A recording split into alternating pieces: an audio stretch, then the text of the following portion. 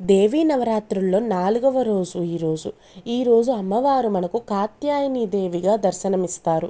కాత్యాయని మాత ఎవరు అంటే పూర్వం కాత్యాయనుడు అనే మహర్షి అమ్మవారి కొరకు తపస్సు చేసి అమ్మవారినే తన బిడ్డగా కావాలని వరమును కోరుకుంటాడు. ఆ కోరిక మేరకు అమ్మవారే కాత్యాయనుడికి కుమార్తెగా వచ్చును.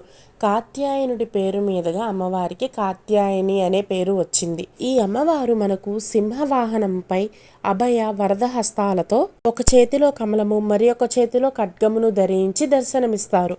కమలము అజ్ఞానాన్ని తొలగించేదానికి చిహ్నమైతే కత్తి ఆపదలను తొలగించేదిగా సూచింపబడుతుంది. అలా అజ్ఞానాన్ని ఆపదలను దూరం చేసే అమ్మవారే మన కాత్యాయని దేవి.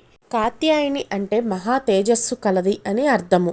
ధర్మార్థ కామ మోక్షాలకు అధిపతి అయిన కాత్యాయని దేవి మహిషాసురుడి సంహారంలో దుర్గాదేవికి సహాయం చేసిందని స్కంద పురాణంలో లిఖింపబడి ఉన్నది.